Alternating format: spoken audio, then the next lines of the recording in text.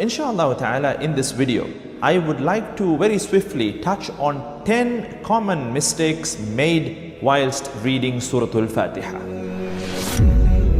Assalamu alaikum wa rahmatullahi wa barakatuh. My dear brothers and sisters in Islam, Surah Al-Fatiha is considered a very important and from the opening integrals of a salah of prayer. We read it regularly on a daily basis in every single prayer. And this integral, you have to bear in mind that if one were to make a mistake whilst reading it, and if the mistake were to lead to the meaning being distorted, that would render the Surah Al-Fatiha as invalid, and in turn would render the entire salah, the entire prayer, as being invalid. May Allah subhanahu wa ta'ala protect our prayers. We put in a lot of effort to pray, and we hope and we pray that our prayers be accepted by Allah subhanahu wa ta'ala. So for that, we must ensure that we fulfill the rights of prayer, the rights of reading Surah Al-Fatiha. And that's why it is important for us as believers to work on improving our recitation of the noble Quran, starting off with Surah Al-Fatiha.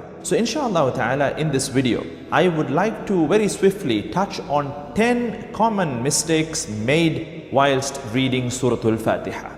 Common mistake number 1. In the ayah, Bismillahir Rahmanir Rahim, people tend to read it as Bismillahir Rahmanur Rahim, which is a mistake. There is a kasra under the noon, and the right way to read it, Bismillahir Rahmanir Rahim, and not Bismillahir Rahmanur Rahim. Mistake number 2. Alhamdulillahi Rabbil Alameen. In that ayah, people tend to read it at times as Alhamdulillahi Rabbil Alameen, as in they go on to put a sukoon on top of the dal in Alhamd, whilst there's no sukoon there. It's actually a dhamma, where you make the do sound. So the right way to read it, Alhamdulillahi Rabbil Alameen. The wrong way that some people tend to read it, Alhamdulillahi Rabbil Alameen, which needs to be corrected. Mistake number 3 now. Maliki Yawmiddin. Some people tend to read it again with a sukoon. Malik Yawmiddin. You know, so much to the extent that at times even they are not able to notice it. Malik Yawmiddin almost sounds as if they're reading it the right way, but then if you observe carefully and very, in a vigilant way, you will observe that they're making a subtle sukoon, where they would read Malik Yawmiddin. So the right way to read it, Maliki Yawmiddin. And some people also tend to drag the word Maliki unnecessarily, where they would say Maliki Yawmiddin, which is also not right. The right way to read it, Maliki Yawmiddin. Mistake number 4. And now this is an important ayah, and we tend to notice a lot of people making this mistake. The ayah that needs to be read as Iyyaka na'budu wa Iyyaka. You know the word Iyyaka, there's a shadda, so there's this layer of emphasis, Iyyaka, Iyyaka.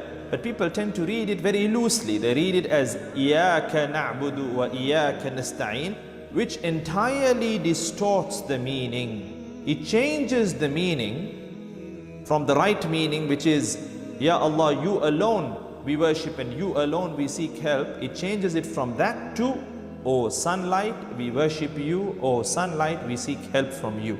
So this is something very serious, and we need to work on correcting this mistake for those who are making this mistake. Moving on to common mistake number 5. If you take the ayah, Ihdina siratal, people tend to make a mistake where they read it as Ihdina saratal.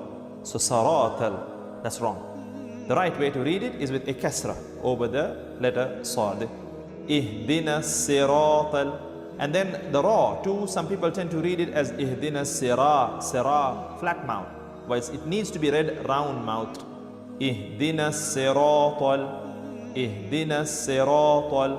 Common mistake number 6 in the ayah, Alladhina, people tend to read it with a Z sound, Allazina, Z, whilst the right way to read it, because the letter there is the letter Dhal, you need to read it Alladhina, Alladhina. And another mistake that people tend to make is with the word Alladhina, and an'amta, they tend to join the two words unnecessarily when reading, and they read it like reading one word. الَّذِينَ أَنْعَمْتَ الَّذِينَ أَنْعَمْتَ. The right way to read it, الَّذِينَ أَنْعَمْتَ. So basically, الَّذِينَ أَنْعَمْتَ عَلَيْهِمْ الَّذِينَ أَنْعَمْتَ. First Hamza and then Ayn. The next mistake, the next common mistake that people tend to make is with the word al-maghdubi. So غَيْرِ الْمَغْضُوبِ. They tend to confuse the letter Ghain with the letter Ayn. So they tend to read it غَيْرِ الْمَعْضُوبِ, which is wrong. The right way to read it, غَيْرِ الْمَغْضُوبِ غَيْرِ الْمَغْضُوبِ. And then the word ضُوبِ, al-maghdubi, the part dubi, they tend to read it as lubi at times, or dubi with a dal or a lam, whilst the right way to read it is with the letter dad. So ghayril maghdubi alayhim. And the last mistake towards the end of the surah that people tend to make is with the word waladda. So there at times it is read as walad with a dal, or walat with a ta.